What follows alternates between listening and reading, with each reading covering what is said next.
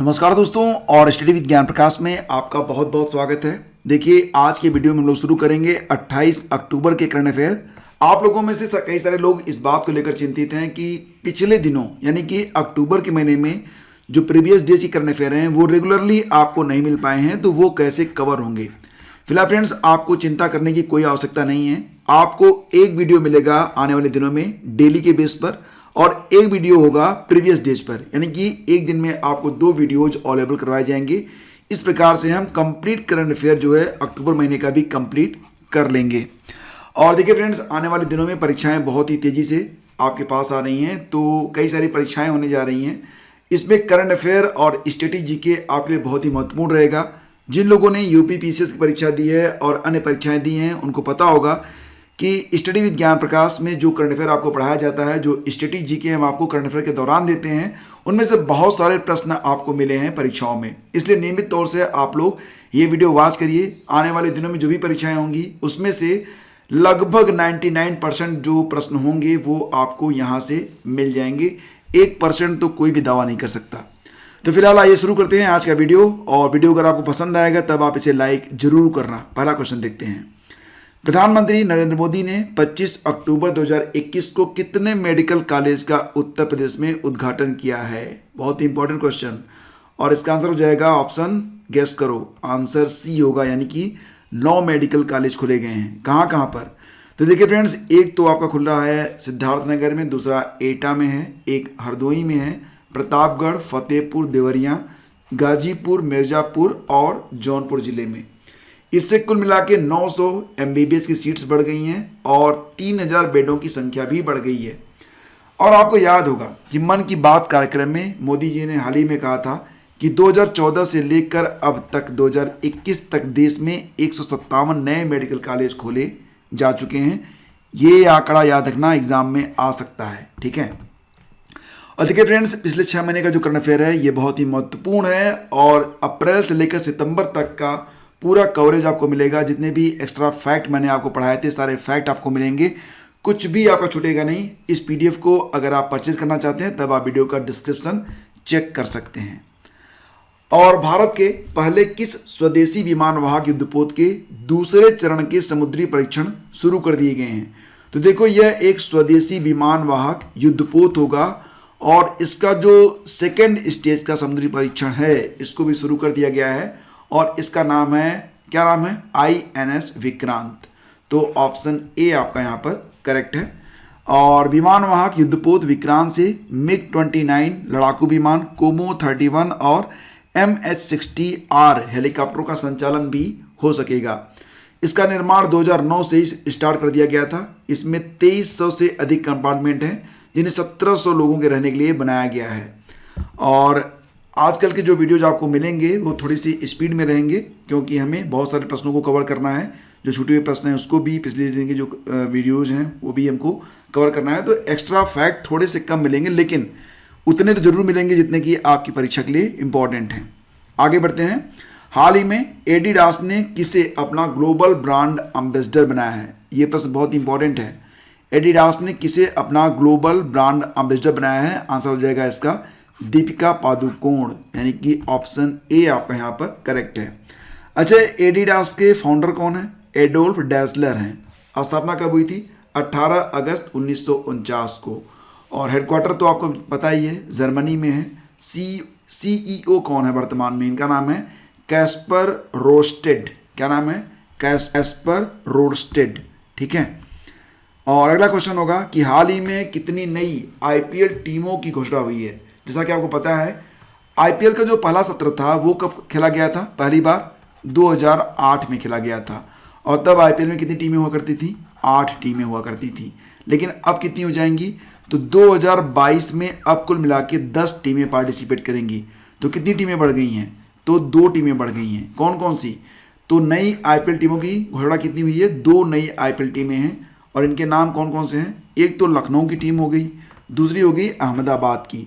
और लखनऊ की जो टीम होगी तो उस टीम के मालिक हैं RP संजीव गोयनका ग्रुप। और CVC कैपिटल पार्टनर्स ये अहमदाबाद टीम के मालिक होंगे। 2022 में IPL में 10 टीमें प्रतिभाग करेंगी, वेरी इंपॉर्टेंट। और 2021 में आईपीएल का 14वां सीजन आयोजित किया गया। अब यहाँ पर एक महत्वपूर्ण प्रश्न आप लोगों से पूछता हूँ, ये बताओ कि 2021 में आईपीएल का जो 14वां सीजन था, इसका विनर कौन बना था, किसने जीता था आईपीएल का 14वां सीजन? तो ये था चेन्नई सुपर किंग। और किसको हराया था? ये हराया गया था किसके द्वारा बताओ? कोलकाता नाइट राइडर्स के द्वारा, ठीक है। और प्लेयर ऑफ द टूर्नामेंट कौन चुना गया था? हर्षल पटेल। हर्षल पटेल चुने गए थे। कौन? Player of the tournament. और ये रॉयल चैलेंजर बेंगलोर से हैं, ठीक है। और अगर प्रश्न आया कि ऑरेंज कप किसने जीता था इसमें, तो ऑरेंज कप मिला था ऋतुराज गायकवाड़ को, ऋतुराज गायकवाड़। और पर्पल कप, तो पर्पल कप जो होता है ये सबसे अधिक विकेट लेने वाला, ऑरेंज कप सबसे अधिक रन लेने वाले को, और पर्पल कप सबसे अधिक विकेट लेने वाले को दिया जाता है। तो पर्पल कप किसको मिला था? हर्षल पटेल को, ठीक है। और अगर बात करें यहाँ पर एमएस धोनी के बारे में, तो एमएस धोनी ने T20 मैचों में 300 मैचों के कप्तानी करने वाले वो पहले खिलाड़ी बन गए हैं। तो सभी पॉइंट यहाँ पर इंपॉर्टेंट हैं। आगे बढ़ते हैं फ्रेंड्स। हाल ही में भारत और किस देश ने कोंकण शक्ति 2021 की शुरुआत की है? कोंकण शक्ति 2021। अब आपको ये तो पता ही होगा, भारत और ब्रिटेन मिलकर कोंकण नामक युद्धाभ्यास करते हैं। तो कोंकण शक्ति भी भारत और ब्रिटेन ने मिलकर ही किया है। ऑप्शन सी इसका करेक्ट है। 24 अक्टूबर से लेकर 27 अक्टूबर तक यह आयोजन किया गया था, ठीक है। भारत और इंग्लैंड की सशस्त्र सेनाओं, जिसमें थल सेना, वायुसेना और नौसेना तीनों ने प्रतिभाग किया। तो यह ट्राई सर्विस मिलिट्री एक्सरसाइज था कोंकण शक्ति 2021। इसका समुद्री चरण अरब सागर में कोंकण तट के पास शुरू हो गया है, मतलब ये 24 से 27 अक्टूबर तक चलेगा। एक बात याद रखना कि अभी मालाबार जो एक्सरसाइज हुआ था उसमें 4 देशों ने पार्टिसिपेट किया था, आपको याद होगा। और ये अमेरिका का एक गुआम द्वीप है, अमेरिका के अधिकार में आता है, वहाँ पर किया गया था।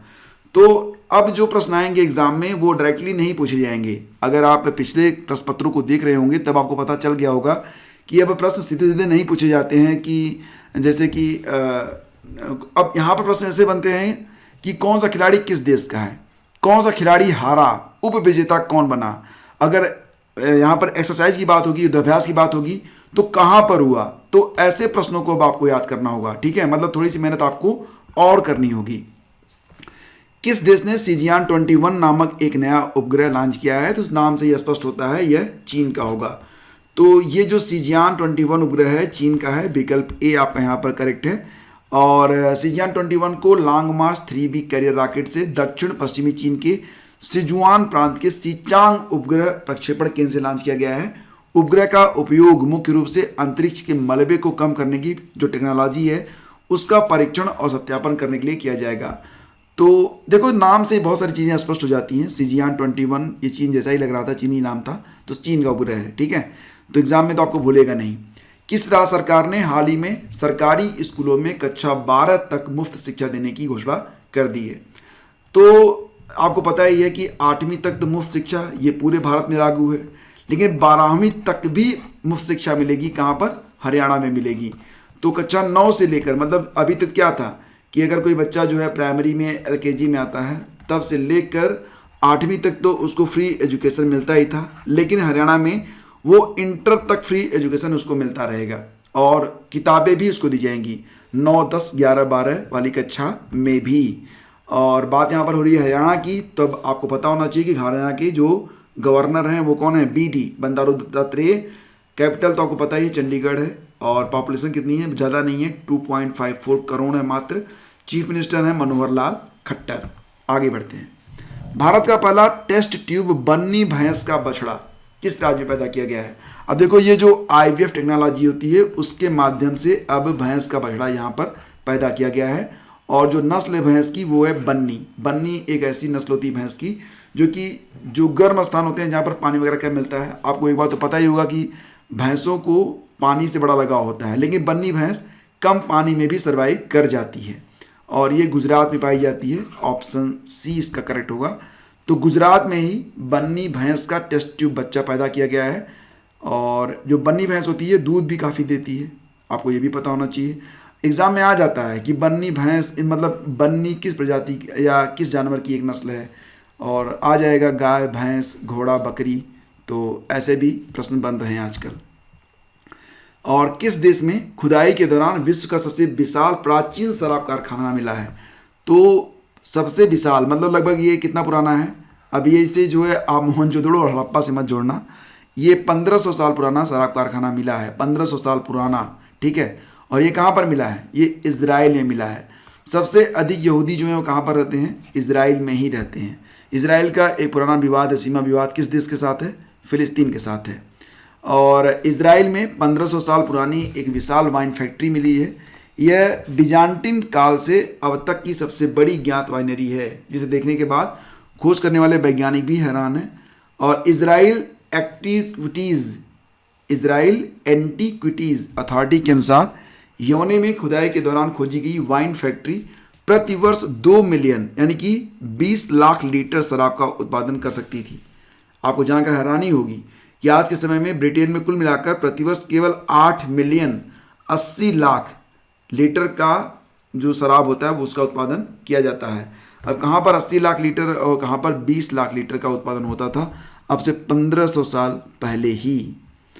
और जोसेफ ए कुशमैन अवार्ड 2022 से सम्मानित होने वाले पहले भारतीय कौन बने हैं? अब ये प्रश्न इंपॉर्टेंट क्यों है बताओ?